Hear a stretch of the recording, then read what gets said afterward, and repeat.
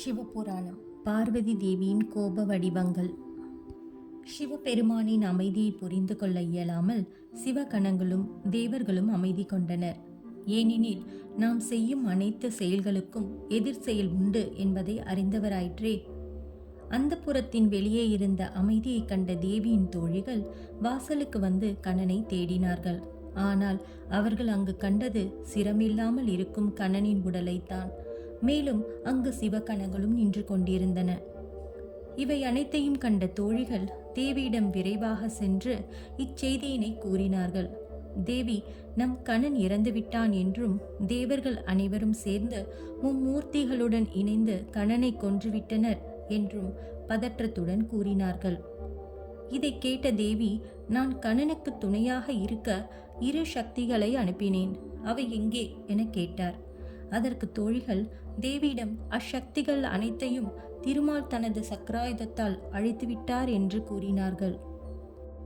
நீர் கூறவில்லை எனில் நானே அறிவேன் என கூறி தன்னுடைய ஞான பார்வையால் காலத்தை பின்னோக்கி கடந்து சென்று நிகழ்ந்த அனைத்தையும் பார்வதி தேவி கண்டார். தன் கணவரும் கண்ணனின் தந்தையுமான சிவபெருமான் தனது கரங்களில் இருந்த சூலாயுதத்தால் கொன்றார் என்பதனை பார்வதி தேவி தெரிந்து கொண்டார். இதை கண்டதும் கோபத்தின் எல்லையற்ற நிலைக்கு பார்வதி தேவி சென்றார்.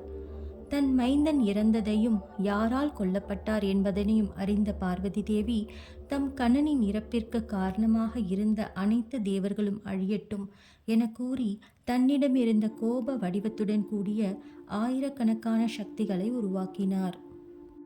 பார்வதி தேவி கோப வடிவத்துடன் உருவாக்கிய சக்திகள் தேவியிடம் நாங்கள் இப்பொழுது என்ன செய்ய வேண்டும் என கேட்டனர். தேவியின் கோப வடிவங்களான துர்க்கை, சண்டி, சந்திரகாண்டா மற்றும் கூஷ்மாண்டா போன்ற சக்திகளை கண்டதும் நாரதர் இனி என்ன நிகழுமோ என எண்ணி நாராயணா நாராயணா என சொல்லி அவ்விடமிருந்து விட்டு மறைந்தார். அப்போது பார்வதி தேவி அச்சக்திகளுக்கு இக்கணம் முதல் தேவர்கள், அசுரர்கள் மற்றும் முனிவர்கள் என அனைவரையும் அழித்துவிட வேண்டும் என்றும் என் மகன் இல்லாத இந்த பிரபஞ்சம் யாவும் அழிய மகா பிரளயத்தை தோற்றுவிக்க வேண்டும் என்றும் உத்தரவிட்டார். பார்வதி தேவியின் ஆணையை ஏற்ற சக்திகள் வாயிலில் இருந்த தேவர்களை நெருங்கி அவர்களை அடித்து அவர்களை துன்புறுத்தி கொள்ளத் தொடங்கின. தேவர்கள் மட்டும் அல்லாமல் எம்பெருமானால் தோற்றுவிக்கப்பட்ட அனைத்து உயிர்கள் மற்றும் அசுரர்கள் என அனைத்தையும் அழிக்கத் தொடங்கின. ஏனெனில் சிவனின் சரிபாதியை கொண்டவர் பார்வதி தேவி. எம்பெருமானான சிவபெருமான் காலன் எனில் தேவி பார்வதி காளி ஆவார்கள். இச்சக்திகளிடம் சிக்கிக்கொண்ட தேவர்களையும் சிவகணங்களையும் தவிர மற்றவர்கள் சிவபெருமானிடம் சரணடைந்தனர். அவ்வேளையில் நாரதர் அங்கு தோன்றி தான் கண்ட காட்சிகளை எடுத்து கூறினார். பரம்பொருளே, சர்வேஸ்வரா, தேவியின் கோபம் குறையவில்லை எனில் இந்த பிரபஞ்சமே அழியக்கூடும், மகா பிரளயமே தோன்றுவிக்கக்கூடும் என கூறி மும்மூர்த்திகளிடம் பணிந்து நின்றார். எம் பெருமானே, தேவர்களாகிய நாங்கள் கண்ணனை எதிர்த்த செய்தியை அறிந்த தேவி மிகுந்த கோபத்தில் இருந்துள்ளார்.